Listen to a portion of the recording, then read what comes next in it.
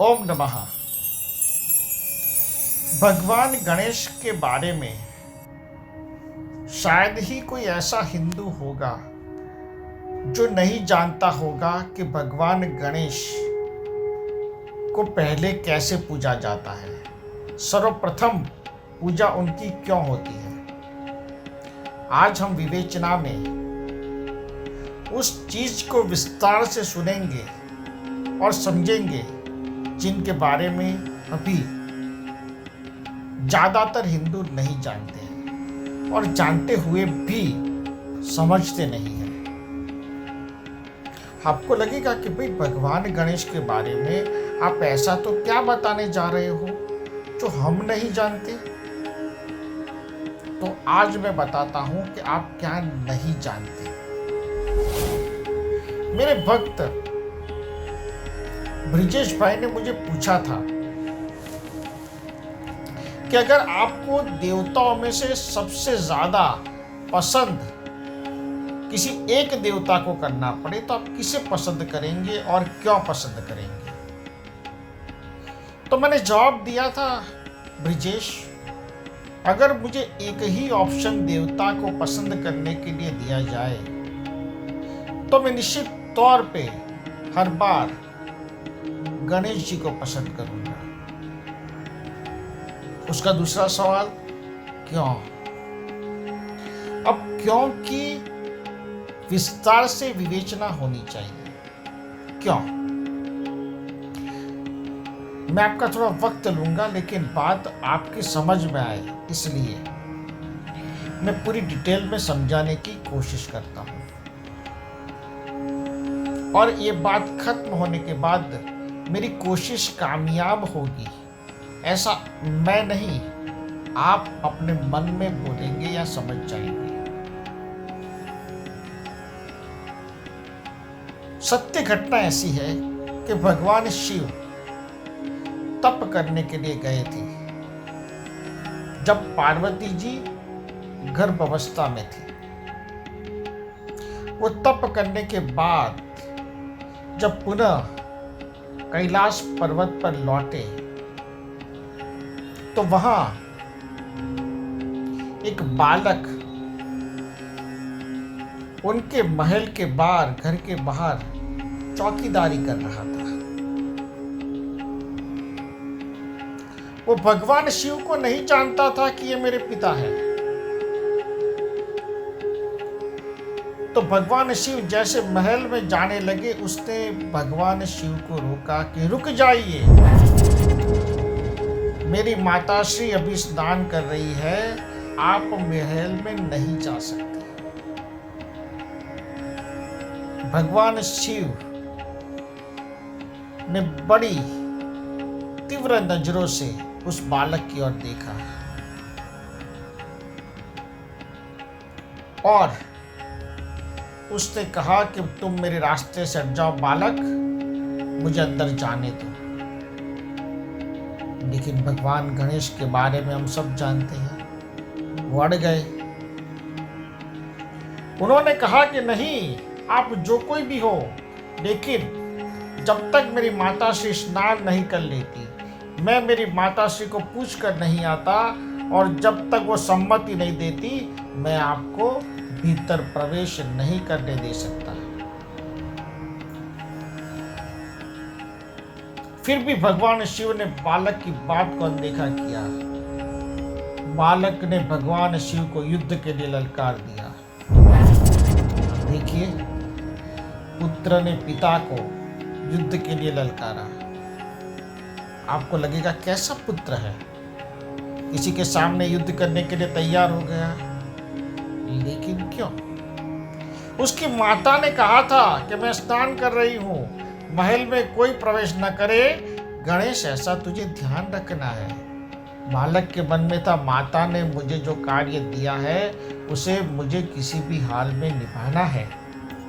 बालक तो जानता नहीं था कि वो अपने पिता से बात कर रहा था और वो ये भी नहीं जानता कि त्रिलोक के सबसे शक्तिशाली देव को उसने फटकारा था और वो भी युद्ध के लिए। भगवान शिव का गुस्सा आप में से बाहर हो गया। वो अपने आप को रोक न सके और त्रिशूल उठाया और भगवान गणेश की गर्दन को पूरी तरह से काट दिया। गणेश की गर्दन एक तरफ पड़ी और एक चीख सुनकर पार्वती जी दौड़कर अंदर से बाहर आई और सिर के पास बैठकर रोने लगी। उसने भगवान शिव के सामने कहा, स्वामी आप तो ज्ञानी है, आपको कैसे नहीं पता चला ये आपका पुत्र है।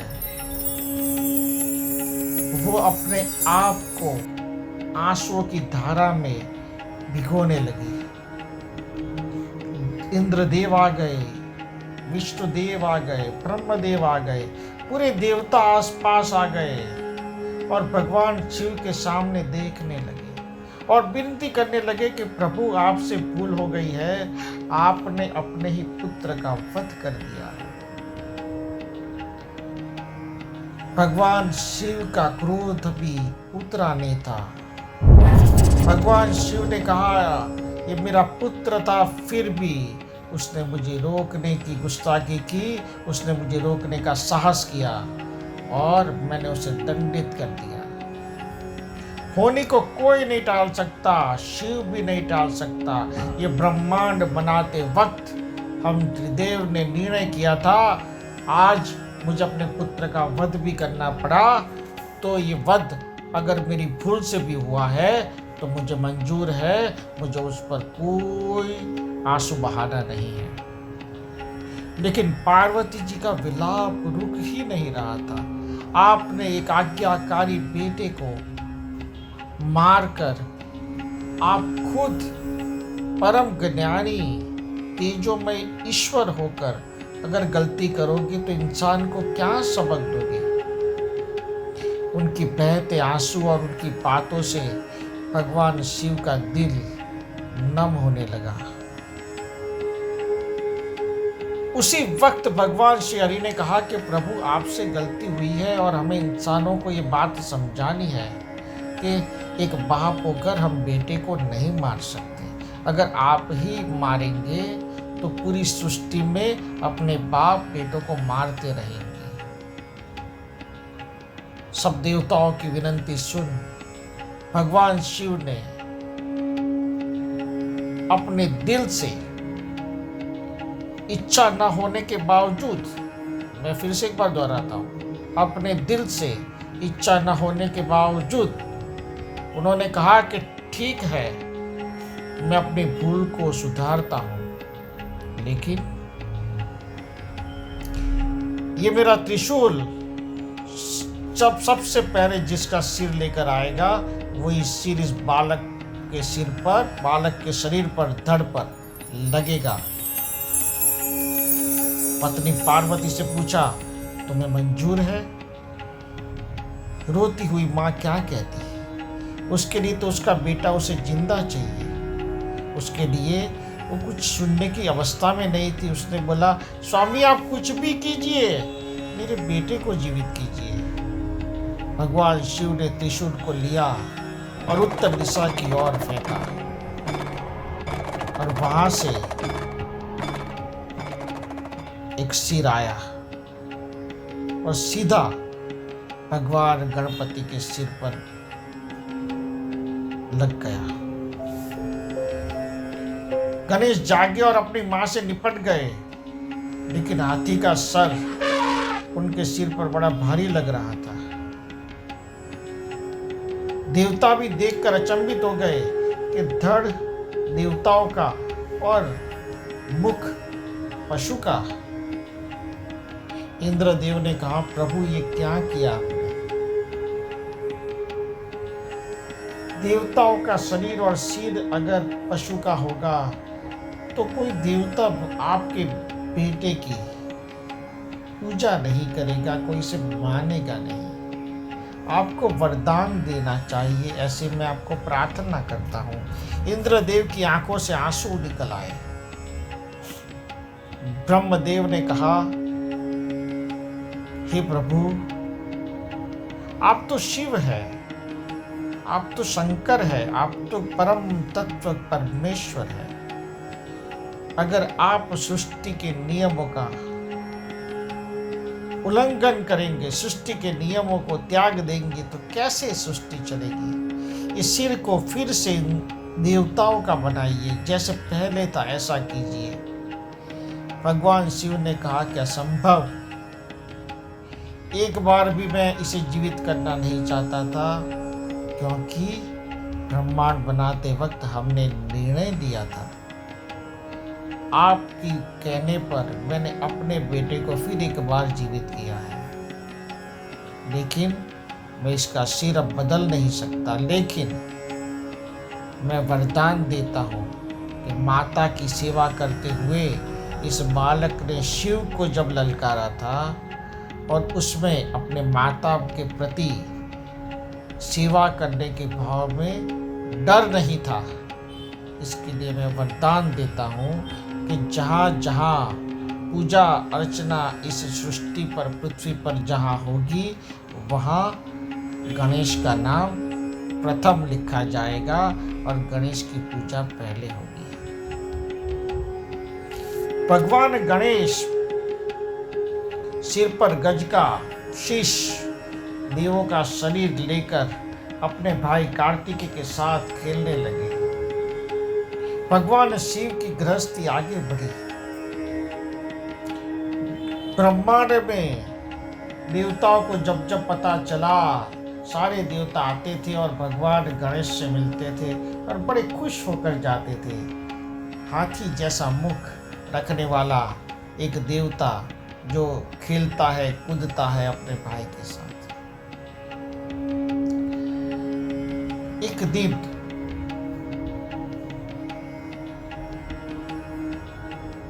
गणेश और कार्तिकेय में लड़ाई हो गई। दोनों भाई लड़ पड़े। गणेश ने कहा कि मैं माता और पिता का प्रिय हूं। कार्तिकेय ने कहा, नहीं, मैं प्रिय हूं, तू जरा भी प्रिय नहीं है।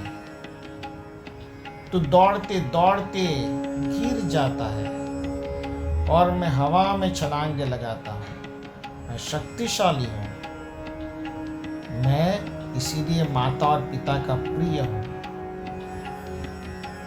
गणेश की आंखों में आंसू आ गए। तभी भगवान शिव ने दोनों को अपने पास बुलाया कि जो इस सृष्टि की परिक्रमा करके प्रथम आएगा, वो मेरा प्रिय पुत्र रहेगा। ऐसा उन्होंने बोल दिया। पार्वती ने कहा, आप क्या कह रहे हो स्वामी? गणेश तो परिक्रमा करके आते आते तो सालों लग जाएंगे। कार्तिकेय तो अपने मोर पे बैठकर पूरी परिक्रमा करके आ जाएगा। सारे तीर्थ धाम करके कार्तिकेय आ जाएगा और गणेश। लेकिन भगवान शिव ने हाथ करके पार्वती जी को रोका और दोनों को बोला, अब जाओ और सृष्टि की परिक्रमा करो, तीर्थ धाम करो, और फिर जो पहले हमारे चरणों में आएगा, हम उसे अपना प्रिय पुत्र मानेंगे। कार्तिकेय ने बात पूरी सुनी भी नहीं और अपने मोर पर बैठे और परिक्रमा के लिए चले गए। गणेश अपने मूषक की ओर देख रहे थे। मूषक तो उनसे भी धीरे जा रहा था। बैठे बैठे गणेश जी ने सोचा, तीर्थ धाम तो छोड़ो, कैलाश की परिक्रमा भी मैं नहीं कर पाऊंगा। वो खड़े हुए और उन्होंने अपने माता पिता को बिठाया और उनके इर्द गिर्द 7 बार प्रदक्षिणा कर उनके चरणों में शीश झुकाया। भगवान शिव और पार्वती देखते रहे। गणेश बोले, पिता जी, माता पिता से बड़ा कोई तीर्थ नहीं है और माता पिता के चरणों में ही मोक्ष और स्वर्ग होता है। भगवान शिव ने गणेश जी को गले लगा दिया कार्तिकेय जब वापस आए तो उन्होंने देखा और एक बार में ही समझ गए कि गणेश ने कुछ ऐसा किया कि माता पिता के लिए वो प्रिय पुत्र बन गए। अब आप सोचेंगे ये कहानी तो हम जानते हैं, बहुत बार सुनी है, बहुत से लोगों से सुनी है। आज के इस सब परिप्रेक्ष्य में, आज के वक्त में भगवान गणेश की इस कहानी का क्या मतलब निकलता है? तो मेरे दोस्तों, मैं आपको बता दूं, आज के वक्त में नहीं, आने वाले युगों युगों तक भगवान गणेश की महिमा सिर्फ एक बात पर हमें माननी चाहिए, एक बात पर उनके गुणगान करने चाहिए कि जो एक शक्तिशाली देवता अपने माता पिता के चरणों में स्वर्ग ढूंढता है, अपने माता पिता को ईश्वर समझता है, उसके दृष्टांत से हमें क्या लेना है? आज क्या पोजीशन है, आज की सिचुएशन क्या है? आज हम अपने माँ बाप को ओल्ड एज होम में भेजते हैं, उन्हें 2 वक्त की बुढ़ापे में रोटी देने में भी तकलीफ महसूस होती है। घर पूरा भरा है, घर में कोई कमी नहीं है, फिर भी हमें वो अखरते हैं।